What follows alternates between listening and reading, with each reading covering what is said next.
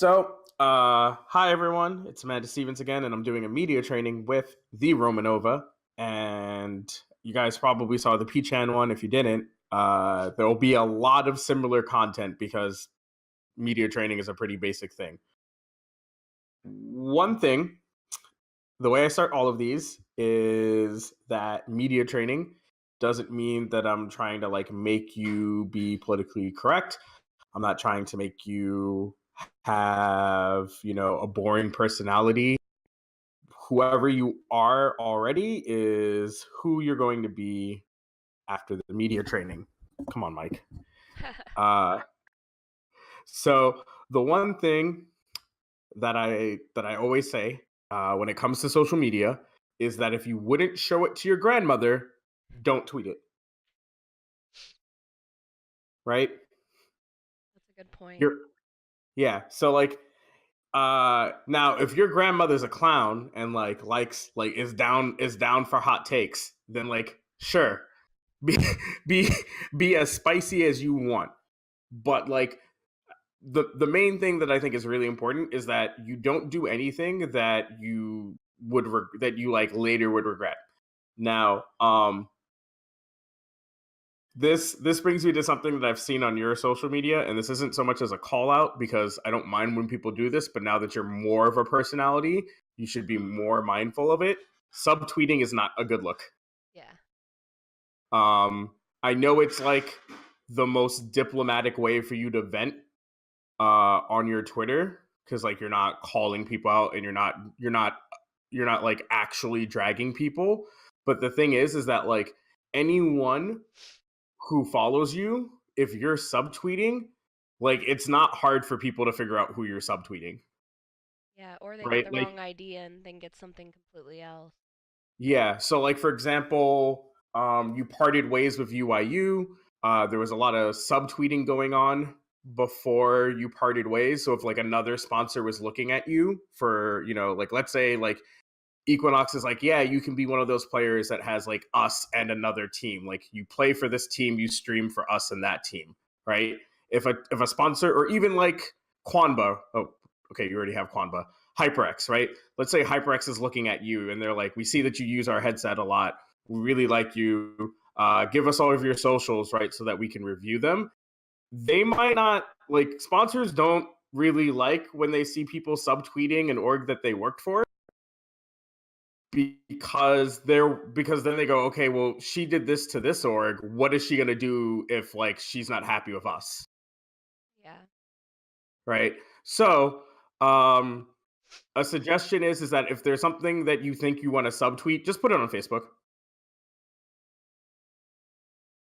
Right. Just keep it off of your social accounts. So keep it off of Instagram, keep it off of Twitter, Snapchat, Facebook, your Facebook fan page, or if you really feel the need to tweet it, make a separate Twitter account, make a private account. I have a private account and I use it to vent about shit in esports all the time that I don't want other people to see. Yeah. I think my Uh, situation I unfortunately I think my situation was a special one because there was a lot of mistreatment of the way I was being treated. But yeah, you're right. You should never subtweet. What I should have just done is instead of letting it build up, I should have left sooner. yeah, But or if I'm not saying that you're not allowed to vent, but yeah. there are just in real life, there are healthy ways to vent. Yeah. The healthiest way for you to vent in that situation, now that you're a personality, is to either do it on Facebook or do it on a private Twitter account or do it in a group chat with friends. But keep it off of your Twitter, 100%. Yeah. I've seen a lot of people do the private Twitter thing lately. Like Yeah. even Obviously, started. don't make your main account a private Twitter. Yeah, That no. backfires. But yeah, it's just really important because it's such a bad look to sponsors. So, and that's true for all of you patrons who are watching this and are potentially looking to become sponsored players or sponsored personalities or sponsored streamers, is avoid subtweeting. Yeah, you might see someone like Justin Wong do it, but at the point that Justin Wong is at, he can do a lot of different shit. He's Justin Wong. He's been playing fighting games for 20 years, right? You're not Justin Wong. You might have been playing fighting games for 20 years, but you aren't him. Like you aren't a multiple game champion. Like don't do what you see people like Justin Wong or Knuckle do or Punk do because you're not them and you don't already have the clout to get away with it. So don't use your idols as examples of what you should do on social media because for them, at the point that they are, their brand is that like comes with the package. So be mindful of that. That's directed more at the patrons than you. Yeah, But yeah. I figured. Um, but yeah, the other thing, and you already do this, is if you're gonna tweet about something, make sure you're using relative hashtags. So like if you're talking about MK reveals, right? Like all of the MK11 stuff that's coming out. You already use the proper hashtags. So I don't have to like drill that into you. But whenever you're tweeting about something, so let's say at final round, NRS does like comes like has a booth, right? And they're like, "Oh, try out this new character that we're unveiling here at final round." If you're going to tweet about it, just make sure you're using the correct hashtags. Make sure you're using hashtag final round. Make sure you're using hashtag MK11. This allows you to have more reach and join the greater discourse. And it shows sponsors that you are an influencer and know how to get those like peak engagements. Because as we all know, doesn't matter how many follows you have because followers can be bought. It's how good your engagements are and how big your impressions are. So that's all pretty relatively basic stuff. What else is there? No, that stuff's crazy. I always think it's crazy when I see like people with crazy followings and then a post will have like 3 likes mhm. and you're like, "Oh, okay. They they bought those." Yeah, and also sometimes people may not have bought their followers, but like because they don't know how to like maximize their social media presence, they have like a tweet and it gets like 10 likes and like 2 retweets, right? But then you see someone like Sonic Fox where like almost anything he tweets just like blows up. And it's because he's like super active on Twitter. And even though he still uses it like an average person, he like knows how to tweet. Like he knows how to say things in a way that gets engagement. Yeah. Um, I use Sonic Fox a lot as an example of what to do on Twitter because he naturally does a lot of things correct. So yeah, Sonic Fox, good dude. Instagram, you already use it more. One thing that I've learned from talking to a lot of players is that when they talk to sponsors, a lot of times they're like, "Well, what do you do on Instagram? Like, what is your Instagram like?" This is something that Alex Myers brings up a lot. When I was talking to him recently, he was saying that a lot of the Red Bull athletes, uh, they're all about Instagram. Like they say that a lot of times when they get new sponsors, it's because they have like a very strong Instagram following.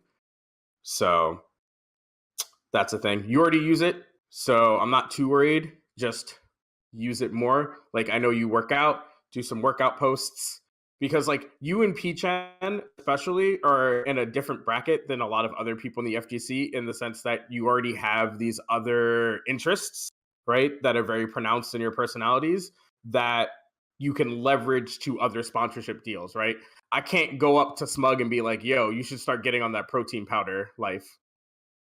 Right? Like not everybody is a fitness person, so you can't leverage that to get, you know, unique non-endemic sponsorships. You and P-Chan, because you lift and are into the fitness culture, you have a more broader portfolio that you can pull on. And if you can expand that into your Instagram profile more.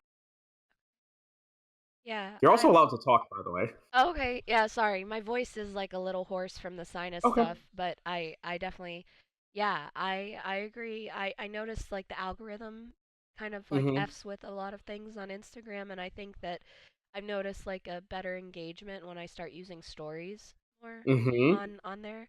I think that's like the new way. I don't Yeah. I don't That's go part in of the depth, current. but Yeah. Another suggestion, and I don't see it too often when you do your cosplay stuff. Do more work in progress posts.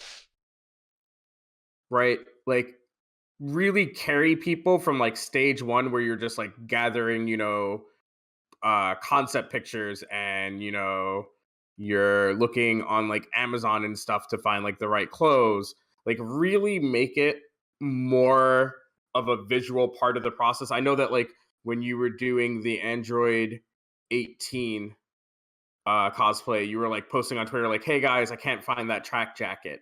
But like, make sure that you're incorporating that in some way in your Instagram, where you're like posting a picture of Android 18, and being like, "Hey, if you guys see this track jacket, this is really the only part of the cosplay that I haven't been able to figure out yet." It just because you're as you saw when you tweeted about it, a lot of people were like, "Oh, I think I found it." Like I was one of those people.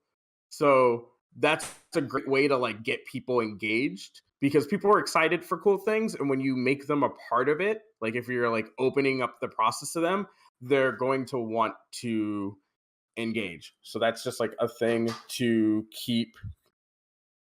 It's just like a thing that you can keep in mind when you're doing your cosplay stuff. Okay, definitely. I Yeah. Go. oh sorry, it's lagging No, out a you're little fine. bit. Connection. Yeah, I am. Whoop. Give me a second. I'm gonna grab my Ethernet cord. Okay.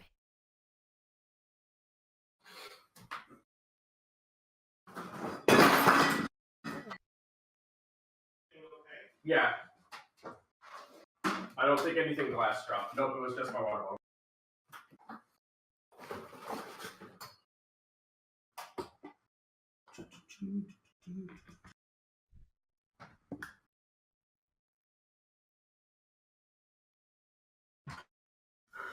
Ethernet cords for the win. Yeah, um, it's just that like where I film is not where my desk is set up. So if I'm filming, my computer is just using the Wi-Fi. But yeah, so that's the thing. Make sure that when you're doing your cosplays, make sure that you're really bringing people in and involving them in the process, and do it as visually as possible so that you can sort of reuse your posts in all of your mediums. So Snapchat, Instagram, Facebook, Twitter, whatever you're using. I don't know, maybe use Pinterest. That's another thing that you could do. I mean, I'm not super into Pinterest, and I don't really know a lot of people that are like actually into Pinterest. But maybe do like a Pinterest board of like uh reference shots and all that stuff. Give just like try to like make when possible, try to make your social media uh engagements into a sort of community project. I like that. So right? Because that's like a big part of your branding, right? Like you with like the Red Ribbon Army and what is it? First to 10 is your blog? Yeah, yeah, First to just 10. in So general, like trying to do stuff for the NetherRealm community. yeah. So like definitely keep doing that. And it's really important because it works for you. Like that's like a thing that people know you for. You're very much like Sharpie, right? Everyone knows Sharpie for Skullgirls, right? And a lot of people know you for NRS and DBFZ because both of the your two major things outside of your cosplay is these community projects that you're doing. So you definitely want to make sure that you're keeping that up in some shape or form. That doesn't mean that like, hey, stop what you're doing now and start doing Red Ribbon Army and First to 10 immediately. But those are two really good projects to try to stay on top of. Um, One of the things that I recommend is just when you have time, especially when you're done with EXO Academy, because I know that the schedule is like very intense and it doesn't leave a lot of free time for someone who also works a full time job. I would recommend doing future work. So basically, doing as many. So maybe this doesn't work as well for Red Ribbon Army because you do it as a stream, but you could do this for First to 10, where you just start interviewing people now and you try to keep some of them not time sensitive, right? So you like don't every person you speak to, in the next week, you don't ask every single one about the Johnny Cage reveal, right? Because like a month down the line, nobody, like, that's not like an interesting thing, but you can do a lot of interviews with people that you can talk to at any time. You do those now, and then you save those up as a backlog, and then that way, when you have a week where you're like, man, I just don't have the time to dedicate to first to 10. Well, oh, you have this GER interview that you did a couple of weeks ago that you can put on the site now.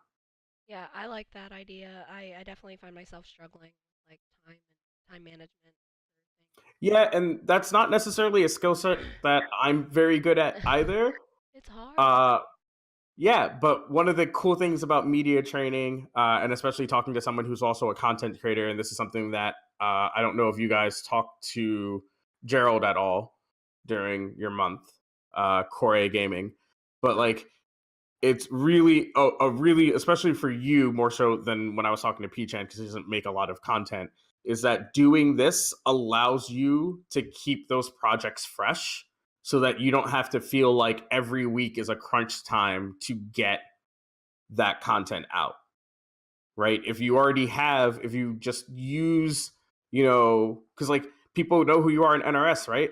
Like you could reach out to people from the studio, right? And see if they'll do content with you. And then you can just use those to fill in the gaps because those don't have to be super timely, right? They can be very evergreen. And then when it comes to Red Ribbon Army, maybe switch. I know that you were doing it like weekly at one point, maybe switch it to twice a month. Okay. And you're like, the first Tuesday and the last Thursday of each month, there will be a Red Ribbon Army stream. Okay. And then that way, that gives you time to plan them and execute them. And then it takes some pressure off of, oh man, I have my stream and my job and Red Ribbon Army and first to 10, and I have to figure out how to do each of those things like during the week. No, no, no, no, no, no. Figure out a way to like organically split up your time, because this is something that I wanted to get across for media training, is that it's really bad when you start a project and then it like disappears, because then it's very hard to like ramp up the engagements again. Yeah, that's something Because I'm struggling with the Red Ribbon Army. Like my last episode was with Yohosi and it did really well, but I haven't had any since. yeah, so that's just a suggestion, right? Is that you could also potentially do that for a Red Ribbon Army, where when you're free, and let's say, I know you already did Tasty Steve, but I'm just going to use him as an example, right? You could film an episode of Red Ribbon Army the way that we're doing this right now, and then put it on the stream, right? And just say, hey guys, life got busy, but back in March, I spoke to Sorry. Tasty Steve. So, no, you're fine.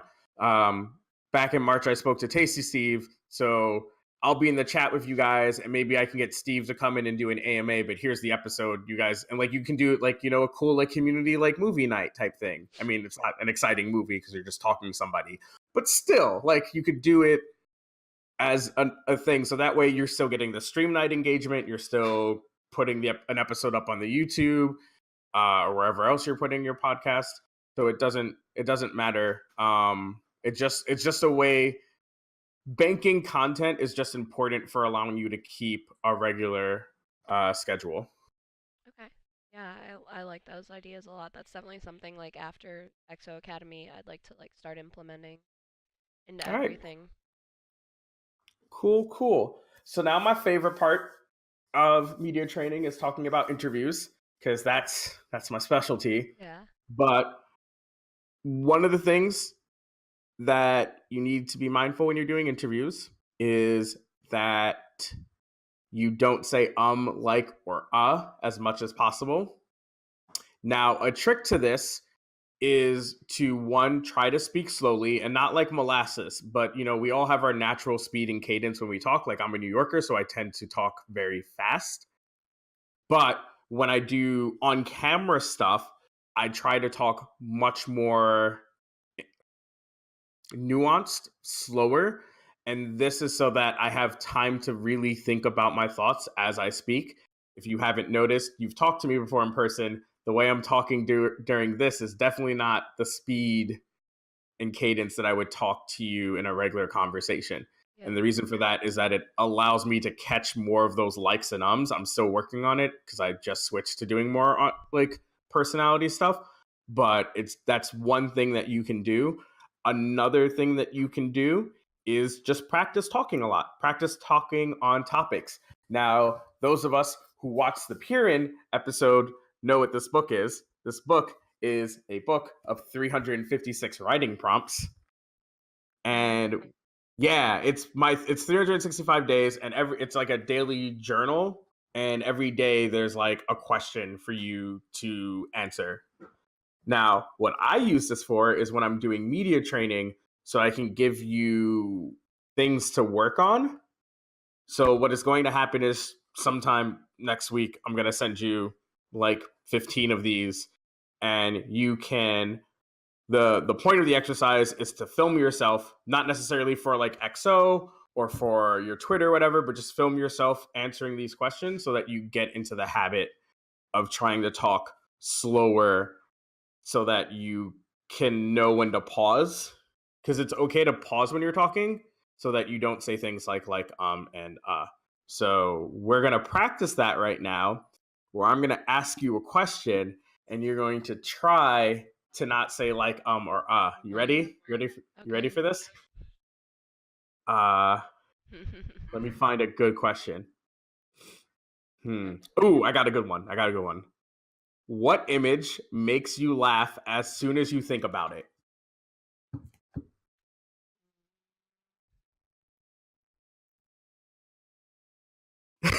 Does a video count? Can a video? Sure. Okay. So when I'm feeling any bit down or blue, one image is this video on YouTube that really cheers me up every time I see it. I will type into YouTube, Japanese penguin goes to fish store, and Uh-huh. every time I watch that little penguin with its penguin backpack go to the fish store, it just brings me like utter joy and I start laughing and I feel like I get the same reaction every time I show that to somebody else as well. It's pure happiness looking at that penguin waddle to the fish store just to get a fish for its owner and then waddle back home. Aw. So saying is fine. If it happens, most people naturally say the thing is to sort of limit the us and the us and likes, and when like we're answering a single question. So like one or is fine because that's just naturally how people talk. Two, three, no. So one of the things to keep in mind is, remember when I was saying that like speak slower and use pauses? Try to think, try to tool yourself to talk like you're writing a sentence, right? When we talk sometimes, if we were to like transcribe it out, it's effectively a run-on sentence, right? There's no pauses. We're just, I went to the store today and I bought some really dope leggings, and then I went to Forever 21 and I bought this really cute top. Then I saw Battle Angel Alita, and that movie was hype. And let me tell you, those eyes weren't as creepy as I thought it would be. But like, as you can see, like this is just basically a really bad run-on sentence. When like if your Yeah. teacher saw it, they would be like, you could have just said, today I went to the store and bought today I went to the store and bought leggings. Afterwards, I went to Forever 21 and bought a really cute top. Then I went to the movies with a friend. We saw a battle. Like, the basic things that you were taught when you were taught how to write an essay. Try to tool the way you speak like you would if you were writing an essay. Now, that doesn't mean that like it lose, and like when people hear that, they're like, oh man, but like that's gonna lose my personality and how I speak. That's not true. I'm trying to do it right now, and I talk pretty well for the way that I write. I write a lot better though, but that's because you're writing. But the idea is to just have better mindfulness when you're speaking so that you can avoid the trappings of saying and like. And one of the other reasons we sometimes say and is because we want to take a breath. Especially when we're answering a question, we feel like we have to fill the space, right? Like someone asked me a question and now I have to give them my best answer, so I have to fill that space. So you're just talking and talking and talking and talking, and then when you really need to take a break, you're like, so blah blah blah blah blah blah blah. So that's why trying to speak with periods in mind gives you that opportunity to pause more. Okay. So you ready for a second question? Yeah. I will tell you though, one word that I know I use a lot when I'm commentating that I try not Mm-hmm. to is in between saying stuff. I'll say all right. And I've like watched myself and I catch it like I'll be saying something going on blah blah blah. Oh, every All commentator has that right. word. There's a what's the word? So there's a League of Legends commentator, Papa Smithy, and it's like a meme because there's I can't. Of course, now that I'm on the spot, I can't think of it, but it's like a meme because like there's a word that he says a lot when he's casting, and it's really funny. Oh my But goodness. so like for example, I say like a lot. One because I'm part Valley Girl. Two because I use it as a pause to throw shade. So, for example, when I was on Cheddar and I was talking about Capcom Cup, I had a sentence about the whole nap time issue where everybody was, where, Justin and Chris T were talking about, man, it starts too early. And I was saying, it's really funny, like it must be really hard to be a professional gamer for a living. So I use it as like a sarcastic non sequitur. Um, so it's fine. You can say you if you really think that you're saying all right too much. A thing that I would do is one look up like open up the thesaurus, look up other words that are all right, and then try to when you're doing your commentary practice, try to use those words. Okay. So like how for P-chan, Dominion told her that she can't just raw psycho upper. She's not allowed to use raw Not psycho allowed to uppers do. anymore. Like set that as a challenge when you're practicing your commentary. Say today I'm not gonna say I'm gonna limit myself to three all rights. And once I use those three all rights, I have to use the other words. I have to use the words on this list. Okay. I Right? can do that. It's the same thing as your FGC practice. It's the same thing as your commentary practice or your speaking practice, right? You set challenges for yourself until they become second nature. Okay. I can do that. All right. New question. Nope, we already did that one. Ooh, I got a good one. All right. Slap it. What's the weirdest thing you've ever seen happen?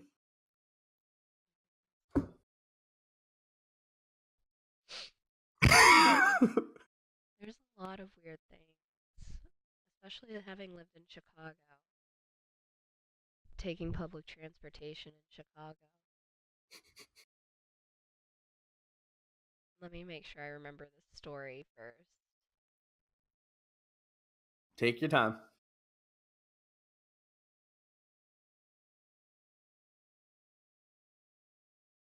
Okay. So, there was a guy on the train going to work. I would go to work every day on the train, Brown Line in Chicago. Go to work, and every now and then you get people that are asking for money on the train. It's anywhere you go, subway, train. Usually you'll see somebody asking. This guy, at first, he was saying he needs it for this, needs it for that, like not real excuses. And like he was just asking for like a quarter or something. I just stay away. I mind my own business. I don't get involved. And the train started getting more full. As the train started getting more full, he pulled out a flip phone and he calls somebody and he tells, I think her name was like Kiki, and he goes, Kiki, you need to roll that blunt. I'm gonna be over in a hot minute. Like, I'm trying to get high. Oh, I remember now what he was asking for. He was asking for money to get a hot dog. He was asking for money to get a hot dog. But then, like, in the middle of the whole aisle, calls this person, Kiki, on the phone, telling her to roll the blunt, that he's ready to go get high out of his mind. And I was like, man, I bet this man would have more luck just doing that, going up to some people with the honesty and like how funny it is, than asking for a hot dog. And then train stops at another station. He doesn't get off. New people come on. and he starts the hot dog story again, and I just like I was just dying inside that like, man, this dude, he just wants he just wants to get high, but he's using the hot dog story as like a front, and it was a pretty great day. It was a pretty great one. Might not be the And see, weirdest, but like on the top of my head, that's like one of my weird train stories. no, that's fine, and that was pretty good because you paused actively so that it gave you time to think, which allowed you to avoid saying and and you did something that I was going to tell you about that I usually have to tell people, which is don't feel like when you're asked a question that you immediately need to fill that space. Okay. Right? When we watch interviews, we see people get asked a question and like that the person immediately starts talking like, "Oh, how did it feel to win Evo?" Well, it still hasn't registered in my head yet, but it's a great accomplishment, obviously, right? Like we're so used to when we watch interviews that people immediately fill that space. It's fine when you get asked a question to say something like, "I have to think for a second," or "Give me a second." Like you're the thing, and I had to express this to P-chan, and I've had to express this to other players, is that interviews intrinsically should be conversations. Now, yes, they're conversations based around questions, which is not super normal to how we converse with each other, but they should feel like a real conversation. And so, in a real conversation, when someone asks you about something or when we have conversations with each other, we do have dead air, right? Like that naturally happens when you're talking to people. The same thing is true when you're on camera. You don't have to immediately fill that space. Now, obviously, don't just like create complete dead silence. If someone asks you something, say, I have to think about that for a second. Or that's a really good question. Let me think. Right? Use those type of phrases to cue in your interviewer that you need a second, and maybe with a good interviewer, when they hear something like that, they'll try to fill in that space for you. They'll say, let's say I asked you about what's a character that you think everyone hates in Mortal Kombat, but you want to see in the next game. And you're like, ooh, that's a good question. Let me think about it. I would immediately fill that space with, yo, you know what? I'll take smoke. Like, I'll take another one of the color palette ninjas. Yep. And then that gives you a second to, like, then you can chime in on that and be like, yo, my character be blank. And I don't have anybody to say because I don't really I don't play Mortal Kombat. That's totally But fine. I at least know the color palette ninjas. All right. All you need. So, so like, but that's just like a thing that you can do when you're in an interviewer when you're in an interview to sort of help to give yourself more time, because a good interviewer should know that you're trying to like fill that space, Okay. and they'll help you fill in that space, which segues into my favorite thing to talk about. You, as the interviewee, control all of the power of the interview. This is something that people heard the other day with P-chan, and this is something that you're going to hear now. If I'll give the same anecdote that I used in the Peach when I was talking to P-chan. I went to interview Knuckle-Doo. Knuckle-Doo didn't really want to do the interview, but Team Liquid wanted him to do the interview. Knuckle-Doo, when he doesn't want to do an interview, gives like 4-word answers. And sure, I can try to fill the space of the interview by just keep asking him more questions, but I'm going to keep getting pretty terrible answers. That's not my fault. That's him. You as the interviewee have all of the power. Now that doesn't mean that you should actively troll your interviewer. But if you don't want to do an interview, one, don't troll the interview. Don't just like give force fed answers. You can just say, I really just don't want to do this. I know that Team Liquid said that I would do the interview, but I'm just not interested. In your case, you would say, I know Equinox said, but I'm going to be honest, I'm really not feeling it right now. I definitely don't want to do it at this tournament. Hey, give me your contact information and I'll hit you up when I feel more up for it. That's a big thing that I want to get across. You especially more so than P-chan and some of the other people who are part of EXO Academy, like you're a sponsored streamer, right? So there may come across a time where somebody contacted Equinox to interview you, and then they come up to you at say final round, and you just went 0-2, right? You did all this training with the kill sage, you've been practicing really hard, and you just drowned in pools. Obviously, a lot of people probably don't want to be interviewed right away after that. Yeah. It's perfectly okay to tell somebody no. Now, let's say it's Friday. I know pools aren't on Friday, but we're just speaking hypothetically. Let's say this is like an Evo situation. You drown in pools on Friday. Someone comes up to you and they're like, Romanova, man, I really loved all that content you were doing with EXO Academy, and I'm a big fan of Red Ribbon Army. Can I interview you for XYZ? And you're salty, you're old you just want to walk around the floor a bit, go back to your hotel room. Don't tell the person maybe later, because the problem with saying something like maybe later is they're going every time they see you, they're going to ask you, and if you're not feeling it, you're just going to keep pushing them aside, and they're still going to keep coming. The best way to handle those, like that situation, especially at a tournament setting where they see you on a Friday, they see you on a Saturday, but there's still multiple days of the event, is say, hey, not right now, but do you have a business card? Do you have a phone number? Do you have are your DMs open? Do you have an email? Do you Discord? Get their contact info to them that you will hit them up when you're ready for the interview. Okay. Right? So that is just a way that you so that way if you're not feeling it, you don't feel like you have to do it because you said, "Oh man, I told you I would do it later."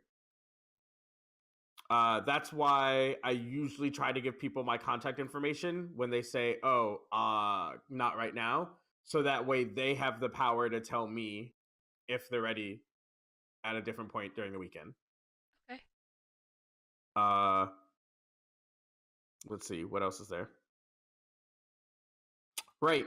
When someone asks you for an interview, ask them what you're going to talk about. Now, as a heads up, you're probably not going to be told all of the questions that you're going to be asked, but you should ask your interviewer if they have a topic in mind. Like, are we talking about what I think of MK11 right now? Are we talking about EXO Academy? Are we talking about Equinox? Are we talking about Red Ribbon Army? Are we talking about my cosplay? Are we talking about all of those things?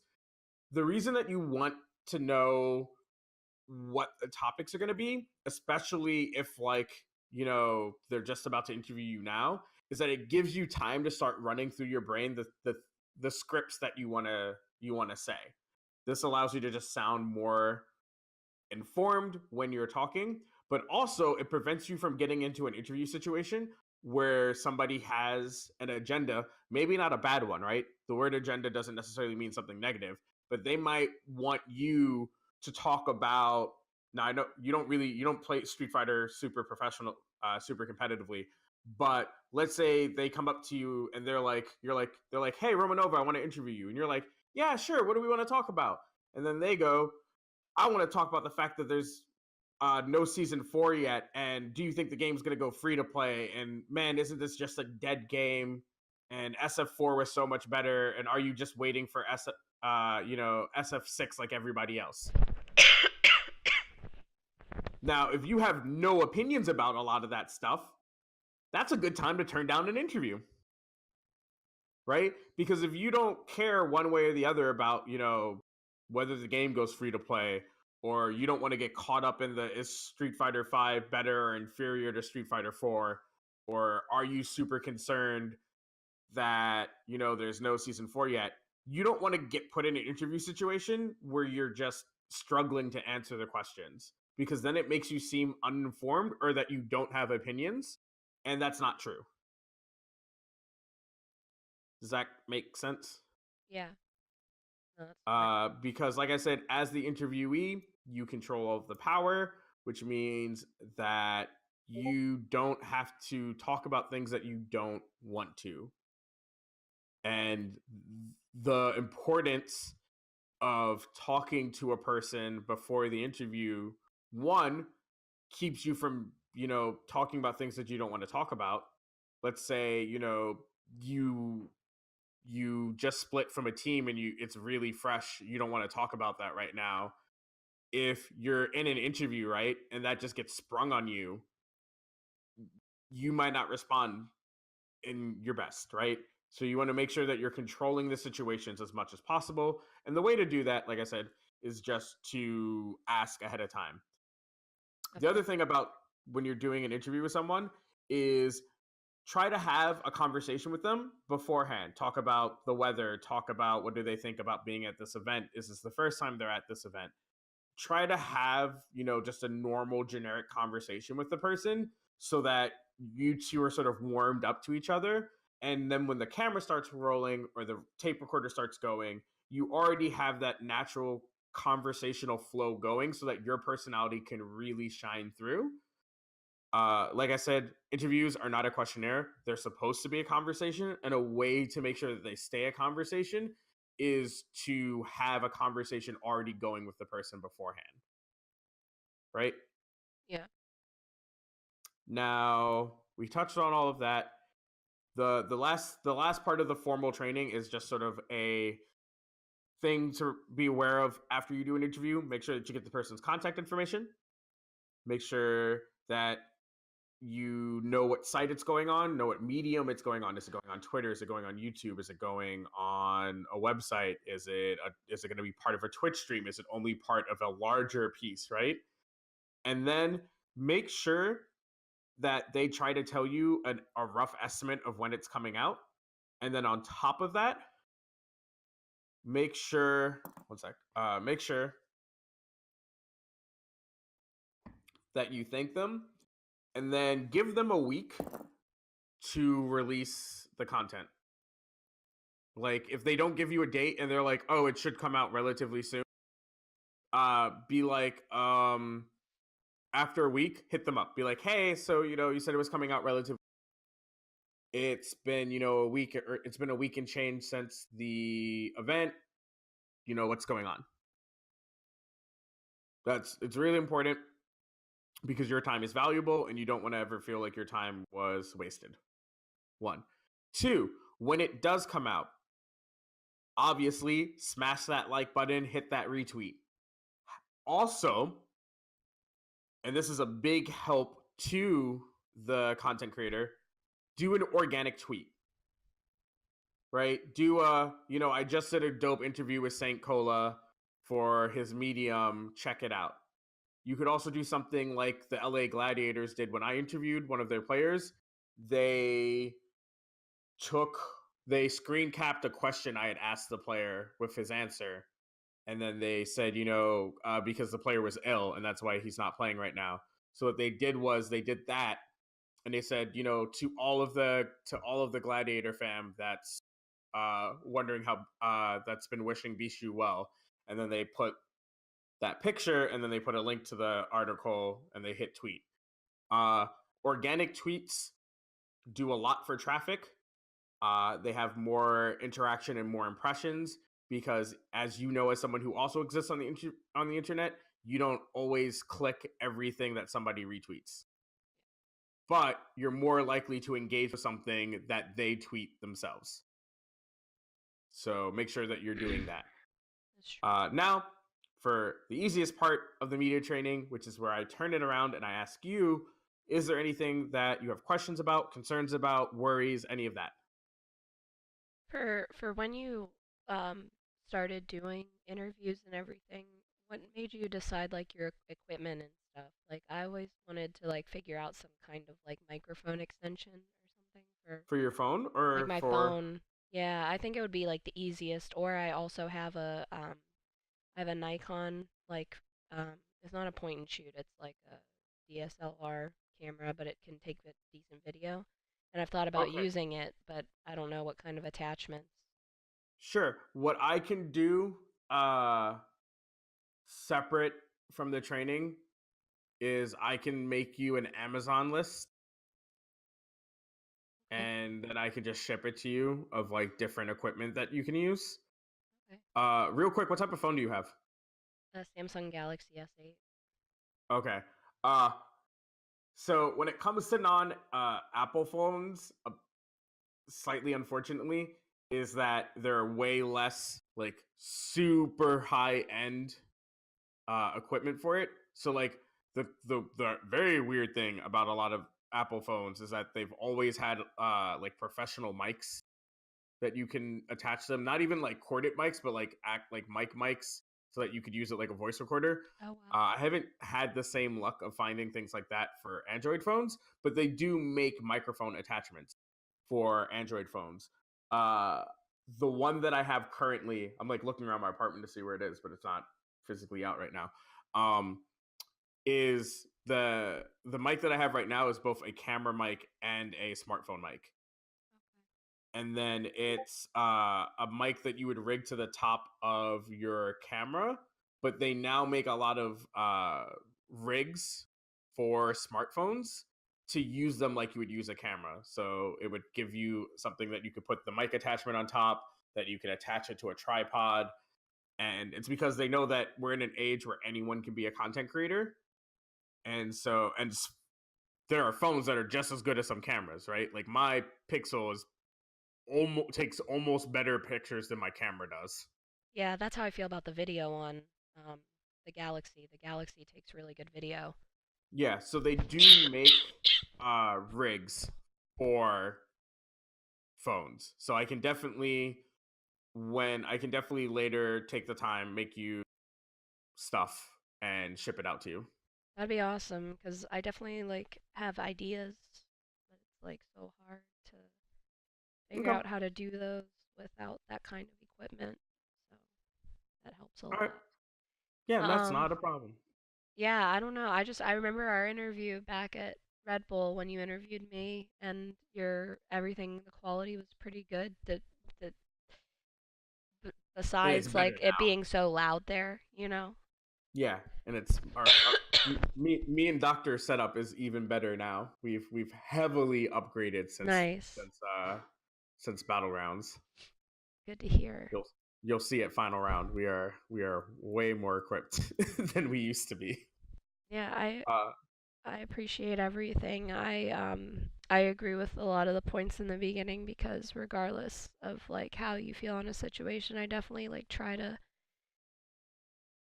keep certain strong opinions or things off of Twitter now. It's still hard, especially when people are being idiots to like not want to engage or say something, but I try and like think about how many people are going to see this, what are the consequences. And then I also have a really good friend that, if I get the urge, he told me to just text him and complain to him, and it'll keep me from complaining on Twitter.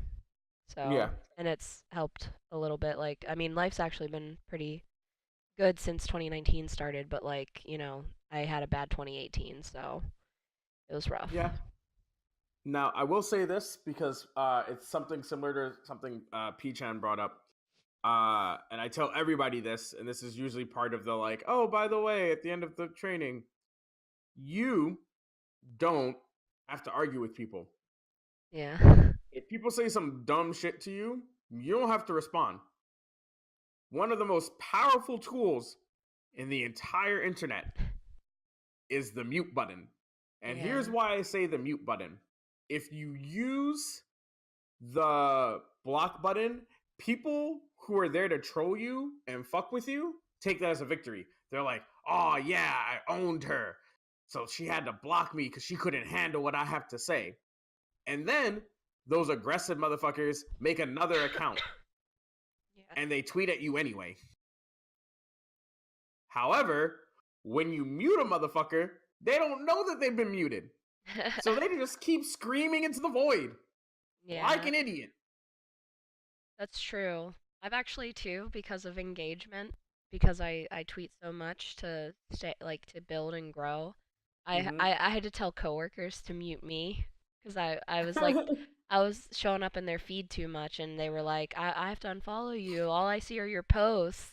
And I was like, no, just you can still follow me. Just hit the mute button. That's the downside if your friends like that you actually know and stuff like have low amounts of people that they follow.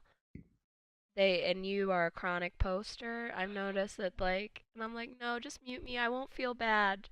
I won't feel but bad. but yeah, When you're in situations where you're like, oh man, this person's talking to me, and I know if I respond, I'm gonna say some dumb shit. Just mute them. Yeah. You don't owe anybody an argument. I couldn't resist the urge today. I had to some with this Mortal Kombat and people making fun of the way the women in it look and stuff. I'm like so sick and fed up with it. So I like So instead of arguing with a person, I would just make a thread. you're right. The person like was saying like that Jade her breasts are too low and that her cheekbones are too pronounced, so she's only a 6. And me being a like I like to joke and stuff. I like Hmm. replied. I was like, "Wow," says the like -5. Like, you Yeah, know. I mean, the, you can do stuff the way Kendra does it, right? Where occasionally she does reply with some hot fire, but like when it comes to situations like that, you can also just, like I said, make a thread, because one of the reasons that people are tweeting at you is because they know that you have like a following, and they know that you responding or retweeting them, or even if you're quote retweeting them, you're giving them an audience. Yeah, that's true. A So lot of you, people do it for the attention. yeah, so you don't want to be a vehicle. You don't want to become a vehicle for somebody else. They they like expect you to like kind of almost give them a spotlight or a Hmm. platform. Yeah, it's ugh, I don't know. But yeah, is there any other questions you have? Oh, all right now. Thank you for taking the time to do this with me. I'm sorry that I know you were sick earlier this week and we had to reschedule, and then now I'm a sickie. So, Yeah, nah, life happens. So the one thing that I'm gonna stress, just like I said to Pichan, is, and I'll say this to everybody else in the program, is that I am available when you need it. If you have an interview request and you're not sure about it, you can hit me up and I'll talk to you. If you want to do something on social media but you're not sure if it's a good idea or how to maximize it, I can definitely help. And yeah, I'm always around. Like I said, I'm relatively lucky in the sense that maybe somewhat unlike some of the other people who are part of the special skills team, I know a lot of the first two waves personally. So I know you, I know Pichan, and I know Amber. So it makes it so it should be easy for you ladies to reach out to me if you oh need yeah, we the talk. help. But yeah, so make sure that you don't say anything that your grandma wouldn't want you to say. Make sure that you stop subtweeting, make a private Twitter. And the best way to do that is also to use TweetDeck, so that way you can tweet from either account without having to switch, right? You just click a button. Uh, Make sure that you're practicing not saying and that much. Make sure when it comes to your commentary, when you're trying to avoid saying all right, make sure that when you're practicing that you're setting like a counter, and then if you go over your all right counter, do like squats or something. I don't know. Make I'll make figure make make, something out. I'll use make a something Kate punishment mode. taught me. Yeah, and then especially with interviews, make sure that you're talking person and getting an idea as to what they want to talk about before the interview starts. Don't ever let somebody say, "Oh no, I want you to go into this fresh." Then just say no to them. Make sure Okay. that you do say no. Don't just tell people, "Oh, I'll talk to you later," because you're being kind of rude to the interviewer, because they're going to talk to you later, and then you're going to say, "I'll talk to you later," and then they're going to come back again. Just give them a definitive no. And if you do mean "I'll talk to you later," just ask for their contact information so that you can hit them up at your convenience, and that way there's no feel bads. And then make sure that when they tweet stuff out, that you also retweet and that you give them organic content. And then yeah, everything else, make sure that it sucks because the Instagram algorithm is garbage. It's worse than the Twitter algorithm, Yep. but you got to work with it. So make sure you're using Yeah. Instagram and make sure you're using hashtags. And yeah, that's it. All right. You've been trained. Yay. Thank you. No problem. Patrons, thanks for supporting us. Yeah, thank And you you. guys can hit me up on Twitter if you have your own media questions. Yep. Sage, it's still Sage Gnosis, right? No, it's at Oh. Amanda TN Stevens. Okay. I always just, even with the Amanda T. Stevens, I'll always think Sage Gnosis. Yeah, but the problem is people don't know how to spell gnosis. Yeah, So no, they don't realize the silent G. yeah, so it caused a lot of branding problems. So we dropped it. Smart. But Well, all right. Bye.